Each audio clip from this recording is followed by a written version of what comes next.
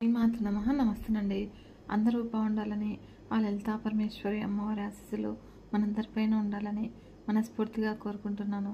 మన వీడియోలో మహాభారత కథలను గురించి శౌనకుడు మొదలైన మహర్షులు అడిగిన దాన్ని విని రోమహర్షణుడి కుమారుడైనటువంటి ఉగ్రశ్రవసుడు అనే పేరుగల సూత మహర్షి సంతోషంతోనూ మరియు వినయంతోనూ మొదట తపస్సంపన్నులైన ఆ మహర్షికి నమస్కారం చేశాడు.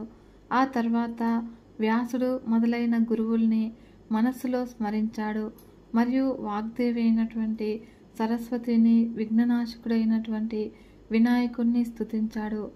పవిత్రము పంచమవేదమైన మహాభారత కథ గొప్పతనాన్ని భక్తితోనూ వినయంతోనూ ప్రశంసించారు. అనేక ఉపాఖ్యానాలతో, వేదాల్లో ఉండే అర్థంతో, గొప్పవైన 4 పురుషార్థాలతో, కృష్ణార్జునుల మంచి గుణాల్ని కీర్తించడం వల్ల కలిగిన ప్రయోజనంతో వ్యాసుడు రచించినటువంటి కవిత్రయం అనువాదం చేసిన మహాభారత ఇతిహాసము ఇప్పటికీ కూడా అందరితో పూజింపబడుతుంది. చాలా రకాలైనటువంటి శబ్దాలు, అర్థాలతో, 100 ఉపపర్వాలతో, 18 మహాపర్వాలతో ప్రకాశించేదాన్ని, చిన్న పెద్ద ద్వీపాలతో ఉన్నటువంటి ప్రపంచాన్ని బ్రహ్మ సృష్టించినట్లు కృష్ణద్వైపాయనుడు అనే వ్యాస మహర్షి అన్ని లోకాల ప్రజలకి మంచి జరగాలనే నిశ్చయమైన మనస్సుతో 3 సంవత్సరాలు రచించాడు. ఆ భారతాన్ని స్వర్గలోకంలో ఉన్న వాళ్ళకి చెప్పడానికి నారద మహర్షిని, పితృలోకంలో ఉన్న వాళ్ళకి చెప్పడానికి అసితుడు అనే దేవల మహర్షిని, గరుడ, గంధర్వ, యక్ష, రాక్షస లోకాల్లో చెప్పడానికి తన కుమారుడు శుక మహర్షిని మరియు సర్పలోకమైనటువంటి పాతాళ లోకంలో చెప్పడానికి తన శిష్యుడైన సుమంతుణ్ణి, మానవలోకంలో పరీక్షిత్తు కుమారుడైనటువంటి జనమజయుడికి చెప్పడానికి మరొక శిష్యుడు వైశంపాయనుణ్ణి పంపించాడు. వైశంపాయన మహర్షి ఈ మహాభారత కథ చెప్పాడు. ఆ కథ విని ఇక్కడికి వచ్చాను అని. కృతయుగం చివరిలో దేవతలకి, రాక్షసులకి, త్రేతాయుగంలో రాముడికి, రావణుడికి యుద్ధాలు జరిగాయి. అదేవిధంగా ద్వాపరయుగం చివరి వరకు కూడా పాండవులకి, కౌరవులకి మధ్య భయంకరమైన యుద్ధం జరిగింది. అలా 18 రోజులు జరిగిన ఆ కురుక్షేత్ర యుద్ధంలో భీష్ముడు 10 రోజులు, గురువైనటువంటి ద్రోణాచార్యుడు 5 రోజులు, కర్ణుడు 2 రోజులు, అమితమైన పరాక్రమం గల శల్యుడు 1 రోజులో సగభాగము సేనానాయకులుగా ఉన్నారు. మిగిలిన సగం రోజులో గదాయుద్ధంలో గొప్ప వీరులైనటువంటి భీముడు, దుర్యోధనుల మధ్య గదాయుద్ధం జరిగింది. ఆ భయంకరమైన యుద్ధంలో పాండవుల సేన 7 అక్షౌహిణులు, కౌరవుల సేన సంఖ్య 11 అక్షౌహిణులు. ఈ 2 సేనలు కూడా 2 రోజుల ఉన్న రథాల్ని, ఏనుగుల్ని, వీరుల్ని చంపుకుంటూ వెనక్కి తగ్గకుండా భయంకరంగా 18 రోజులు యుద్ధం చేశారు. అందువల్ల శమంతక పంచకము అనే ప్రదేశంలో భూమి కంపించింది. కృష్ణద్వైపాయనుడు లేక వ్యాస మహర్షితో రచించబడిన, పూజలందుకుంటూ ఉన్నటువంటి ఈ మహాభారతాన్ని నిశ్చలమైన మనస్సుతో వింటూ లేదా చదువుతూ ఉంటే ధర్మ ప్రవర్తనతో జీవిస్తూ ఉంటారు. 4 వేదాలు, ప్రధానమైనటువంటి 18 పురాణాలు, వాటితో నిరూపించబడినటువంటి ధర్మాన్ని బోధించే శాస్త్రాలు, మోక్ష మార్గాన్ని తెలియజేసే శాస్త్రాల అసలు స్వరూపం గురించి తెలుసుకున్న ఫలితం కలుగుతుంది. దానాలు, వివిధ యజ్ఞాల్లో చేయబడే హోమాలు, జపాలు, బ్రహ్మచర్య వ్రతం ఆచరించడం వల్ల కలిగే ఫలితం దక్కుతుంది. పాపాలన్నీ కూడా నాశనం అవుతాయి. అంతా మంచి జరుగుతుంది అని సూత మహర్షి మహాభారతం గొప్పతనాన్ని వివరిస్తున్నాడు. మహర్షులందరూ కూడా ఉత్సాహంగా వింటూ ముందుగా మాకు శమంతక పంచకం గురించి కూడా వివరించమని అడిగాడు. అప్పుడు అక్షౌహిణి అంటే ఏమిటో, అక్షౌహిణి అనే సైన్య విభాగంలో రథాలు, గజాలు మొదలైనటువంటి సైన్యం ఎంత ఉంటుందో ఆ సంఖ్యని తెలియజేయండి. ఆ తర్వాత మహాభారతంలో కథ పుట్టడానికి గల కారణము, దానిలో ఉన్న మాటల గొప్పతనము, పాండవులు విజృంభించిన విధానము మరియు భీష్ముడు మొదలైనటువంటి కురువంశ వీరుల గొప్పతనం గురించి తెలియజేయండి అని అడిగారు. సూత మహర్షి ఇలా చెప్తూ ఉన్నాడు. మిగిలిన మహర్షులందరూ కూడా మహారాజు జనమజయుడు వింటూ ఉన్నారు. త్రేతాయుగము ద్వాపర యుగాల మధ్య కాలంలో గొప్ప పరాక్రమం కలిగిన పరశురాముడు కోపంతో వజ్రాయుధం వంటి తన గండ్రగొడ్డలితో క్షత్రియుల మీద యుద్ధం చేశాడు. అలా 21 సార్లు యుద్ధం చేసి కనిపించిన క్షత్రియులందరినీ కూడా చంపేశాడు. చంపబడిన క్షత్రియుల రక్తంతో 5 మడుగులు ఏర్పరిచాడు. అలా క్షత్రియుల రక్తంతో తర్పణాలు ఇచ్చి పితృదేవతల్ని తృప్తిపరిచాడు. పితృదేవతలు అతడి కోపాన్ని తగ్గించి శాంతపరిచారు. మరియు క్షత్రియుల రక్తంతో 5 మడుగులు ఏర్పరిచి ఆ రక్తంతో పితృతర్పణం చేసిన ప్రదేశాన్ని శమంతక పంచకం అని అన్నారు అని చెప్పాడు సూత మహర్షి. తర్వాత అక్షౌహిణి అనే సేనా విభాగంలో ఉన్న రథాలు, గుర్రాలు మొదలైన వాటి సంఖ్య చెప్పడం మొదలుపెట్టాడు. ఒక గొప్పదైనటువంటి రథము, 1 ఏనుగు, 3 గుర్రాలు, 5 కాలిబంట్లు కలిగిన సేనా విభాగాన్ని పత్తి అంటారు. పత్తికి 3 రెట్లు సేనని సేనాముఖం అని, సేనాముఖానికి 3 రెట్లు ఉండే సేనని గుల్మం అని, గుల్మానికి 3 రెట్లు ఉండే సేన గణం అంటారు. ఆ గణానికి 3 రెట్లు ఉండే దాన్ని వాహిని అని పిలుస్తూ ఉంటారు. ఆ వాహినికి 3 రెట్లు ఉండే ఆ సేన పృతన అనబడుతుంది. ఆ పృతనకి 3 రెట్లు ఉండే సేనని చమూపు అని అంటారు. చమూపుకి 3 రెట్లు ఉండే అనీకిని అని, అనీకినికి 10 రెట్లు ఉండే పెద్ద సేనని అక్షౌహిణి అని పిలుస్తారు. కౌరవుల పాండవుల మధ్య జరిగిన యుద్ధము శమంతక పంచకంలోనే జరిగింది. అందువల్ల ఆ ప్రదేశానికి కురుక్షేత్రము అనే పేరు వచ్చింది. కౌరవుల పరాక్రమాన్ని అరికట్టినవాడు, పాండవ వంశాభివృద్ధి చేసినవాడు, మరియు పుణ్యకార్యాలు నిష్ఠగా చేసినవాడు, పరీక్షిత్తుకి కుమారుడు, పనులు చెయ్యనివాడు, అనేక యజ్ఞాలు చేసి కీర్తిని పెంచినవాడు, మంచివాళ్లతో బుద్ధిమంతుడు అనిపించుకున్నవాడు, ఓటమి ఎరగనివాడు జనమజేయుడు అనే రాజు తనకి, ప్రజలకి, దేశానికి మంచి జరగాలి అన్న కోరికతో ఎక్కువ కాలం జరిగే యజ్ఞాన్ని చేశాడు. జనమజేయుడు యజ్ఞం చేస్తూ ఉన్నాడు. దేవతల కుక్క సరమ కొడుకు సారమేయుడు ఆడుకుంటూ అక్కడ తిరుగుతూ ఉన్నాడు. అప్పుడు జనమజేయుడి తమ్ముళ్ళు శృతసేనుడు, భీమసేనుడు, ఉగ్రసేనుడు కోపంతో దాన్ని కొట్టారు. అప్పుడు అది ఏడుస్తూ వెళ్ళి తన తల్లి సరమకి చెప్పింది. సరమ కోపంతో జనమజేయుడి దగ్గరికి వెళ్ళింది. ఓ రాజా, నీ తమ్ముళ్ళు ఏ తప్పు చేయని నా కొడుకుని, చిన్నవాడని కూడా చూడకుండా కొట్టారు.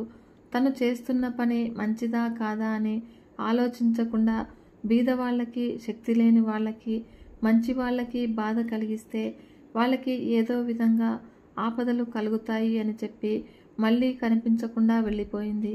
తర్వాత జనమజేయుడు తను అనుకున్న యజ్ఞాన్ని పూర్తి చేసి హస్తినాపురానికి వెళ్ళి సుఖంగా జీవిస్తూ ఉన్నాడు. కానీ ఒకరోజు అతడికి దేవతల కుక్క సరమ తనతో చెప్పిన మాటలు గుర్తుకు వచ్చాయి. నిజంగానే ఆపదలు కలుగుతాయేమో అనే భయంతో శాంతి కర్మలు చేయించాలి అని అనుకున్నాడు.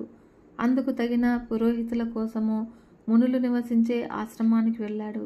ఒక మునిపల్లెలో శృతశ్రవసుడు అనే ఒక మహర్షిని చూసి ఆయనకి నమస్కారం చేసి, మహర్షి, తపస్సంపన్నుడు, పవిత్రుడు, ఇంద్రియ నిగ్రహం కలవాడు మీ కుమారుడు సోమశ్రవసుణ్ణి నాకు పురోహితుడిగా పంపించండి అని వినయంగా అడిగాడు.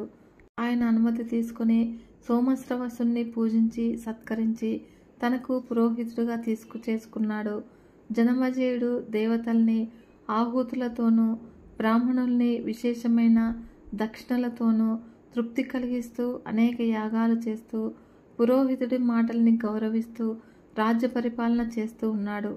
సూత మహర్షి మహాభారత కథ చెప్పడానికి ఉద్యుక్తుడై ముందుగా మహాభారత యుద్ధాన్ని, మహాసైన్యాన్ని కీర్తించి తర్వాత మహాభారత కథ చెప్పడం మొదలుపెట్టాడు. మహాభారతాన్ని సంస్కృత భాషలో వేదవ్యాసుడు వేగంగా అవలీలగా చెప్తూ ఉంటే అప్పటికప్పుడే అర్థం చేసుకుంటూ, తెలియనివి అడిగి తెలుసుకుంటూ శివశక్తుల కుమారుడైనటువంటి విఘ్నేశ్వరుడు అంతే వేగంగా రాశాడు.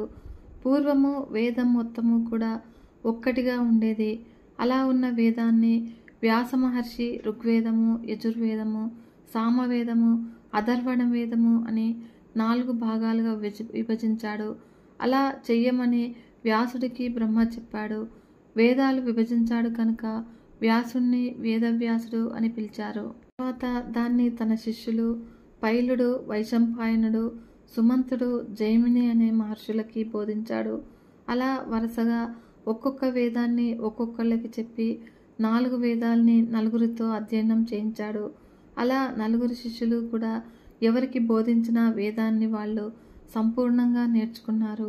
తపస్సంపన్నుడైన వేదవ్యాసుడు 18 పురాణాలు, నీతి శాస్త్రము, అర్థశాస్త్రాల అర్థాలు, స్వభావాలు, 4 వేదాలు, వాటి ఉపనిషత్తుల భావాలు, ధర్మార్థ కామ మోక్షాలతో అరిషడ్వర్గాలకు సంబంధించిన చక్కటి కథలు, ఇతిహాసాలు, కృతయుగము, త్రేతాయుగము, ద్వాపరయుగము, కలియుగాల్లో ఉన్నటువంటి గొప్ప మహర్షుల, రాజుల వంశ చరిత్రలు, బ్రాహ్మణ, క్షత్రియ, వైశ్య, శూద్రుల అని పిలువబడే 4 వర్ణాలు, ఆశ్చర్యము, గృహస్థము, వానప్రస్థము, సన్యాసం అనే ఆశ్రమాల్లో ఉండే ధర్మాలు, వాటి విధానాలు, 4 ముఖాలున్నటువంటి బ్రహ్మ మొదలైన దేవతలు, మహర్షులతో పూజింపబడే శ్రీకృష్ణుడి మహాత్మ్యము మరియు పాండవులు మొదలైనటువంటి భారత శూరుల గుణగణాలు పరిపూర్ణమైన జ్ఞానంతో అందరికీ అర్థమయ్యేలా రచించాడు.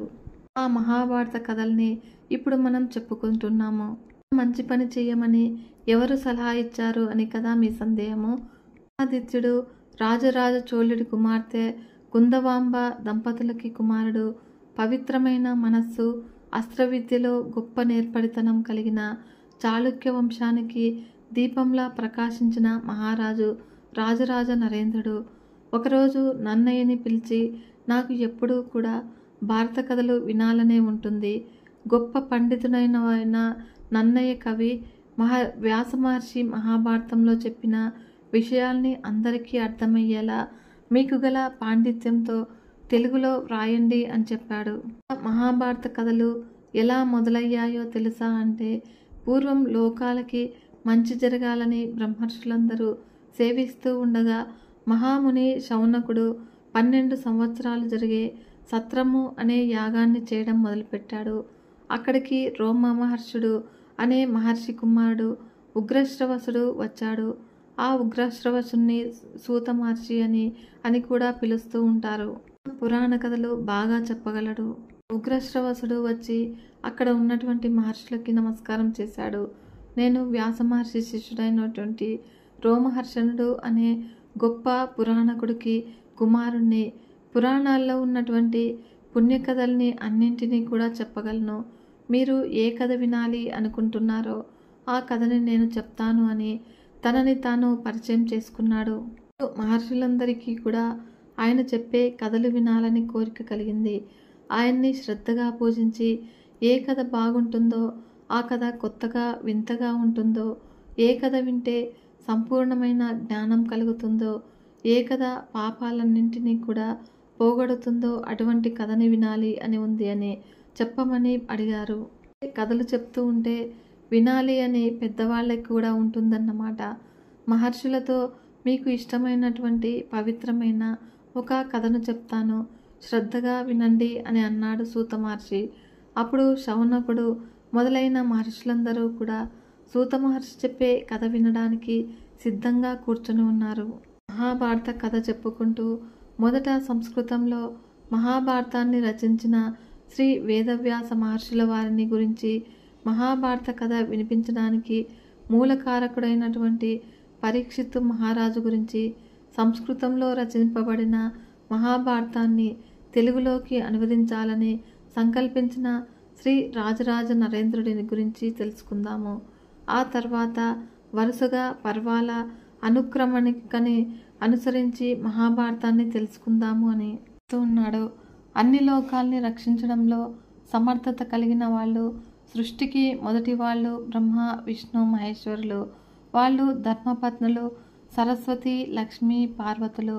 వాళ్ళని సేవించి వాళ్ళ అనుగ్రహంతో శత్రువులే లేని గొప్ప రాజ్య సంపద పొంది అన్ని లోకాల్లో ఉన్న ప్రజలతో కీర్తింపబడి మండ్లతో నిండిన సముద్రంలా మంచి గుణాలు కలిగి రాజ్యాన్ని పరిపాలించాడు తూర్పు చాళుక్య వంశానికి చెందిన రాజరాజ నరేంద్రుడు.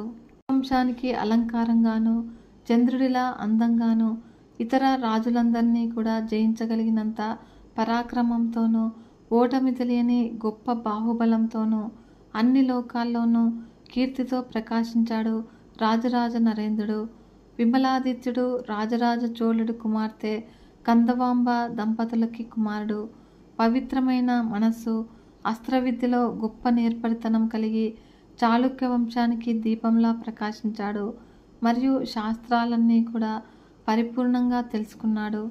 చంద్రకాంతితో ప్రకాశించే దేహంతో, బుద్ధిబలము, ధర్మ ప్రవర్తనలతో అనేక సంపదలను పొందాడు. మహాభారతంలో దేవతలు, రాక్షసులు, యక్షులు, పక్షులు, మునులు, గంధర్వులు మొదలైన వాళ్ళు అంశతోలతో భీష్ముడు మొదలైన మహావీరులు అనేక మంది భారత యుద్ధం చేయడానికి జన్మించారు. వాళ్ళ బలాబలాల గురించిన అనేక వేల ముఖాలతోనూ, అనేక వేల మంది అనేక వేల సార్లు అనేక వేల సంవత్సరాలు చెప్పినా పూర్తవదు అని వైశంపాయనుడు జనమేజయుడికి చెప్పాడు. అప్పుడు జనమేజయుడు మహర్షి, దేవదానవుల అంశాలతో పుట్టిన రాజులు అందరూ కూడా ఒకేసారి మహాభారత యుద్ధంలో మరణించడానికి కారణం ఏమిటి అని అడిగాడు. వైశంపాయనుడు ఇలా చెప్తూ ఉన్నాడు. పరశురాముడు క్షత్రియుల మీద కోపంతో 21 సార్లు దండెత్తి రాజులందరినీ కూడా చంపేశాడు. అలా రాజుల భార్యలు సంతానం కోసము శ్రేష్ఠులైన బ్రాహ్మణుల్ని ఆశ్రయించారు. అలా వాళ్ళ అనుగ్రహంతో ధర్మబద్ధంగా సంతానాన్ని పొందారు. రాజుల వంశాలు మళ్ళీ వృద్ధి చెందాయి. ఆ రాజులందరూ కూడా ధర్మ మార్గంలో నడిచి ప్రజలకి బాధ కలగకుండా రాజ్యాల్ని పరిపాలించారు. ముఖ్యంగా బ్రాహ్మణుల అనుగ్రహంతో జన్మించిన రాజుల ధర్మబద్ధమైన పరిపాలనలో వర్ణాశ్రమ ధర్మాలు మళ్ళీ స్థిరపడ్డాయి. ధర్మం పెరగడం వల్ల బ్రాహ్మణులకి, క్షత్రియులకి ఆయుర్దాయం కూడా పెరిగింది. కనుక యజ్ఞాలు ఆగకుండా ఉండటం వల్ల దేవేంద్రుడు సంతోషించి అవసరమైనటువంటి సమయాల్లో వర్షాలు కురిపించాడు. అందువల్ల భూమి మీద సారవంతమైన పంటలు బాగా పండాయి. సాంద్రత కూడా పెరిగింది. ప్రజల భారం మొయ్యలేక భూదేవి బ్రహ్మ, విష్ణు, మహేశ్వరుల దగ్గరికి వెళ్ళి, మహానుభావులారా, ప్రజల భారాన్ని మొయ్యలేకపోతూ ఉన్నాను, దీనికి ఏదైనా మార్గం చూపించండి అని ప్రార్థించింది. బ్రహ్మదేవుడి అంగీకారంతో విష్ణుదేవుడు గొప్పదైన తన అంశ ఎక్కువగా ఉండేలా ఇంద్రాది దేవతలు తమ అంశలతో భూమి మీద పుట్టేలా చేశాడు. దేవతలు, రాక్షసులు, యక్షుల అంశలతో శిశుపాలుడు మొదలైన గర్వంతో ఉన్న రాజులు జన్మించారు. వాళ్ళల్లో కొంతమంది ప్రజలకి సన్నిహితంగానూ, మరికొంతమంది ప్రజలకి దూరంగానూ, కాఠిన్యంగానూ ఉన్నారు. మరియు దేవతల అంశలతో సాటిలేని పరాక్రమంతో పుట్టిన వాళ్ళందరూ కూడా పాండవుల పక్షాన ఉన్నారు. మరియు రాక్షస అంశలతో పుట్టిన వాళ్ళందరూ కూడా దుర్మార్గుడు, ఉన్మాదుడు అయినటువంటి దుర్యోధనుడి పక్షాన ఉన్నారు. వీళ్ళంతా కూడా గొప్ప పరాక్రమం కలవాళ్ళు. ఒకళ్ళతో ఒకళ్ళు పోట్లాడుకుని భారత యుద్ధంలో వీరమరణం పొందారు. వారి శృంగి శాపం వల్ల ప్రేరేపించబడ్డ తక్షకుడు పరీక్షిత్తు మహారాజు దగ్గరికి వెళ్ళడానికి మార్గం కోసం అన్వేషిస్తూ ఉన్నాడు. పాములు భూమి మీద ఉన్న ప్రజల్ని కాటేసి తమ విషంతో చంపేస్తూ ఉన్నాయని బాధపడ్డాడు బ్రహ్మదేవుడు. అలా పాము కరిచిన వాళ్ళని ఆ విష ప్రభావం నుంచి తప్పించి తిరిగి బ్రతికేలా చెయ్యాలి అని అనుకున్నాడు. అప్పుడు కశ్యప మహర్షిని పిలిచి మంత్రోపదేశం చేశాడు. తక్షకుడి విషం వల్ల పరీక్షిత్తు మహారాజు మరణిస్తాడని విన్నాడు కశ్యప మహర్షి. ఆ మహారాజుని తను బ్రతికిస్తే తన కీర్తి అన్ని వైపులా ప్రసరిస్తుంది. మరియు పరీక్షిత్తుని బ్రతికించి తన విద్యలో ఉన్న శక్తిని అందరికీ తెలియజేయాలి అని అనుకున్నాడు కశ్యప మహర్షి. అలా భూమండలం మొత్తాన్ని రక్షించే ప్రభువుని కాపాడితే ఎక్కువ ధనాన్ని కూడా పొందవచ్చును. అందువల్ల తనకు కీర్తి, ధనము, పుణ్యం కూడా దక్కుతాయి అని అనుకున్నాడు. అలా వెంటనే పరీక్షిత్తు మహారాజు ఉండే హస్తినాపురానికి బయలుదేరాడు. మరియు ముసలి బ్రాహ్మణ రూపంతో వెళుతూ ఉన్నటువంటి తక్షకుడికి అడవిలో కశ్యప మహర్షి కలిశాడు. తక్షకుడు అడిగాడు, మహర్షి, ఏ పని మీద వెళుతూ ఉన్నావు, ఎక్కడికి వెళుతూ ఉన్నావు అని అడిగాడు. అప్పుడు కశ్యపుడు, తక్షకుడు అనే పాము ఈరోజు పరీక్షిత్తు మహారాజుని కరుస్తుంది అని విన్నాను. కనుక శత్రువుల్ని తరిమేవాడు, శుభప్రదుడు, సమర్థుడు, మంచి మనస్సు కలవాడు అయినటువంటి మహారాజు విషాన్ని పోగొట్టడానికి వెళ్తున్నాను అని చెప్పాడు. నేనే ఆ తక్షకుణ్ణి. నువ్వు అనుకున్నటువంటి పని మీదే వెళ్తూ ఉన్నాను. నువ్వు వేసే మందులు, మంత్రాలు నా మీద పనిచేయవు. కావాలి అంటే నేను ఈ చెట్టుని కరిచి ఆ విషంతో దాన్ని కాల్చి బూడిద చేస్తాను చూడు అని తక్షకుడు మర్రి చెట్టును కరిచాడు. తక్షకుడు నుంచి వచ్చిన విషం వల్ల పుట్టిన అగ్నితో ఆ చెట్టు కాలిపోయింది. దాని విశాలమైన ఆకులు, పొడవైన కొమ్మలు కూడా పూర్తిగా కాలి బూడిదయ్యాయి. ఈ మంత్రం పనిచేస్తుందో లేదో చూసుకో అన్నాడు తక్షకుడు.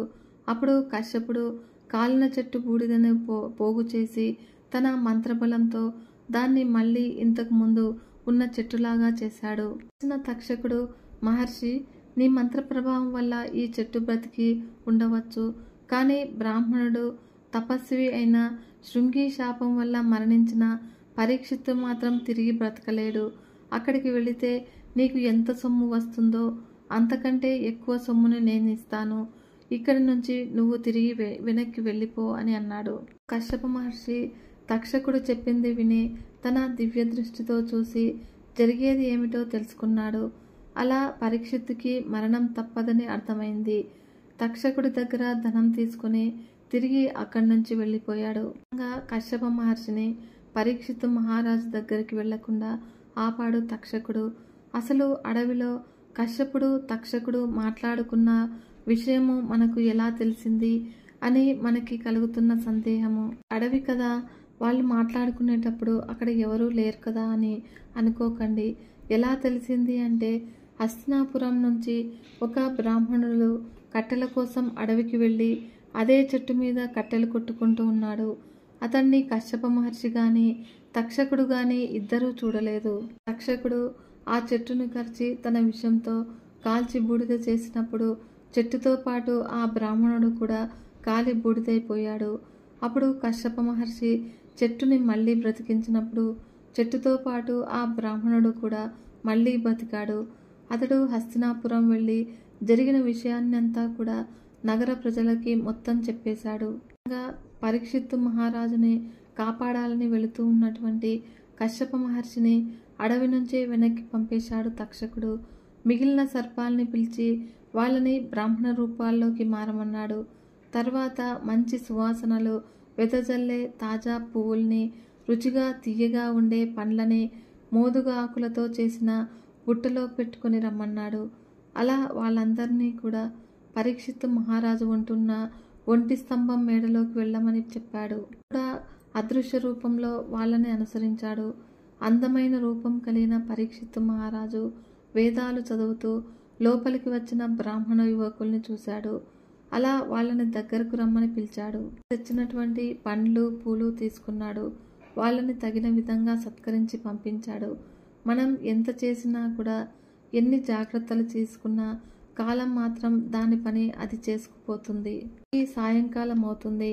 గొప్ప బలపరాక్రమాలు కలిగినటువంటి పరీక్షిత్తు మహారాజు తనకు ఇరువైపులా కూర్చుని ఉన్న మంత్రుల్ని, స్నేహితుల్ని, ఆప్తుల్ని అందరినీ చూస్తూ శమీక మహర్షి కుమారుడు శృంగి మహర్షి శాపం ఇచ్చి 7 రోజులు గడిచిపోతూ ఉన్నాయి, సూర్యుడు అస్తమిస్తూ ఉన్నాడు అని చెప్తూ తన దగ్గర ఉన్న పండ్ల బుట్టల్ని చూపించి వీటిని అందరికీ పంచండి అని చెప్పాడు.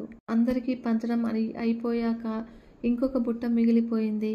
దాంట్లో నుంచి ఒక పండుని చీల్చాడు. అందులో ముందు నల్లగా కనబడి అంతలోనే ఎర్రని రంగుతో పాముగా మారి అగ్ని జ్వాలల్లా విషాన్ని చిమ్ముతూ తక్షకుడు బయటికి వచ్చి పరీక్షిత్తు మహారాజును కరిచి వెళ్ళిపోయాడు. అప్పుడు చుట్టూ ఉన్నటువంటి పరివారం మొత్తం భయంతోనూ అటు ఇటు పరుగులు పెడుతూ చెల్లా చెదురుగా పారిపోయాడు.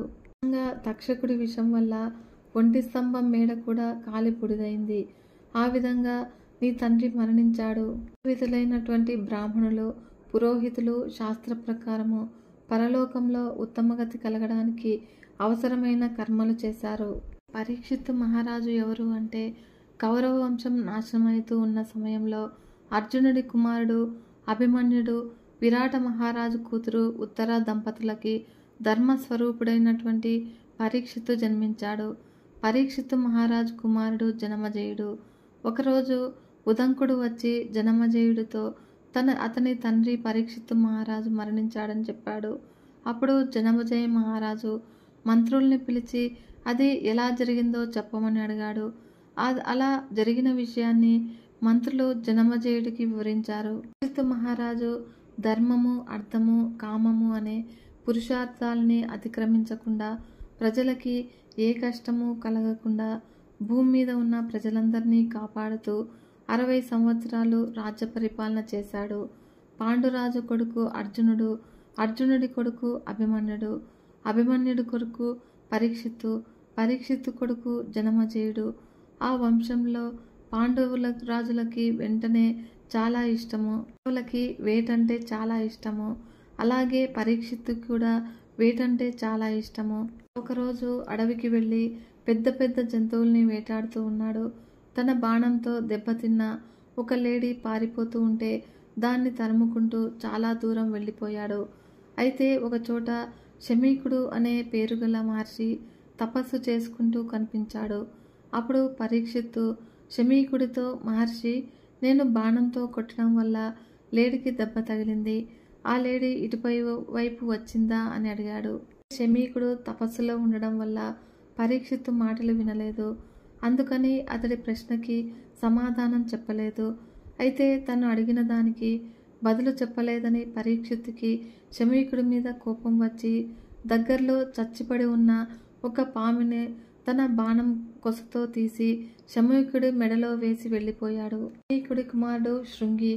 అతడి శివుడి సేవకుడైన భృంగితో సమానమైన వాడు. గొప్ప తపస్సంపన్నుడు. అతడికి కోపం చాలా ఎక్కువ. అలా జరిగిన దాన్ని చూసిన అనే ముని బ్రహ్మ కోసం తపస్సు చేస్తూ ఉన్నటువంటి శృంగి దగ్గరికి వచ్చి పరీక్షిత్తు మహారాజు శమీకుడి మెడలో పడిన పామును వేసి వెళ్ళిపోయాడని చెప్పాడు.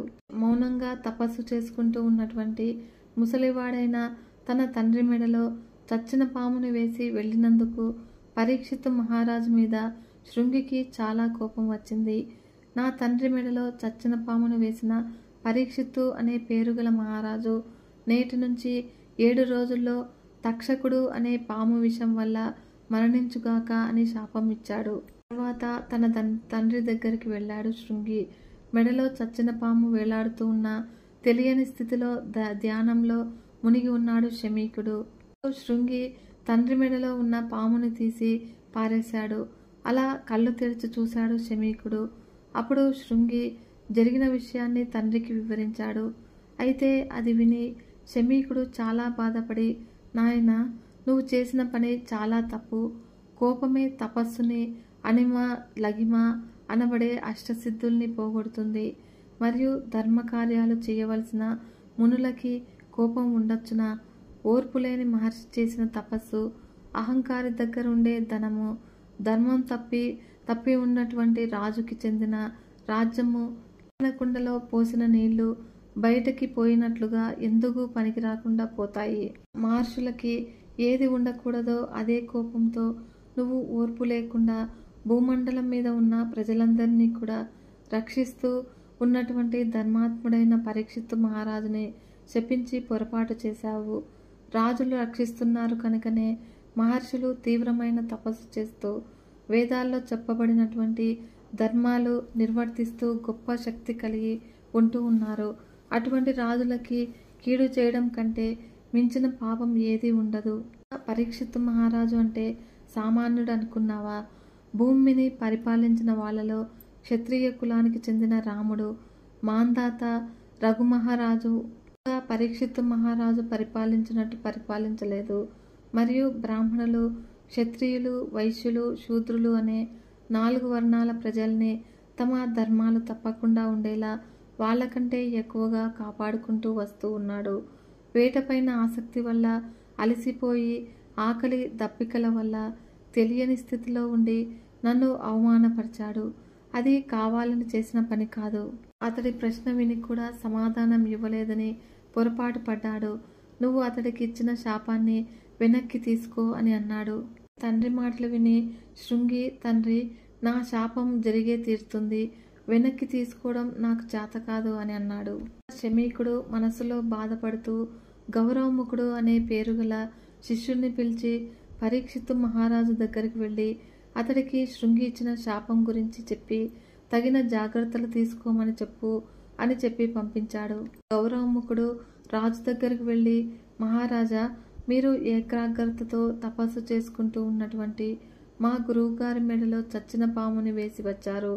అది చూసిన ఆయన కుమారుడు శృంగి 7 రోజుల్లో మీరు తక్షకుడు అనే పాము విషంతో మరణించాలని శాపమిచ్చాడు. ఆ విషయం తెలిసిన మా గురువుగారు బాధపడి జాగ్రత్తగా ఉండమని మీకు చెప్పి రమ్మని నన్ను పంపించారు అని చెప్పి అక్కడి నుంచి వెళ్ళిపోయాడు. గౌరవముఖుడు చెప్పిన దాన్ని విని పరీక్షిత్తు తను చేసిన ధర్మవిరుద్ధమైన పనికి బాధపడ్డాడు. శమీకుడి ఓర్పుకు కూడా మెచ్చుకున్నాడు. అయితే శృంగి ఇచ్చిన శాపానికి భయపడి తనను రక్షించుకోవడానికి చెయ్యవలసిన కార్యక్రమాల గురించి మంత్రులతో సంప్రదించాడు. భూమికంతటికి ప్రభువైనటువంటి పరీక్షిత్తు నేర్పరులైన వంగుల్ని పిలిపించాడు. ఒంటి స్తంభంతో మేడ కట్టించమని ఆజ్ఞాపించాడు. అలా రాత్రి పగలు తనను విడవకుండా నమ్మకంగా ఉండే ఆప్తులు, సేవకులు, మంత్రులు మొదలైన వాళ్ళని రక్షణకి ఏర్పాటు చేసుకుని ఒంటి స్తంభం మేడలో నివసించాడు. విషాన్ని పోగొట్టి మంత్రాలు తెలిసిన వాళ్ళని, విషవైద్యుల్ని రప్పించుకున్నాడు. విధిని ఎవరూ తప్పించలేరు కదా ఫ్రెండ్స్. ఈ వీడియో మీకు నచ్చినట్లయితే ఒక చిన్న లైక్ చేసి మన ఛానల్ని ఇంతవరకు సబ్స్క్రైబ్ చేసుకోకుంటే సబ్స్క్రైబ్ చేసుకొని సపోర్ట్ ఇవ్వండి ఫ్రెండ్స్. మరొక మంచి వీడియోతో మీ ముందుకు వస్తాను. అంతవరకు సెలవు. నమస్కారం.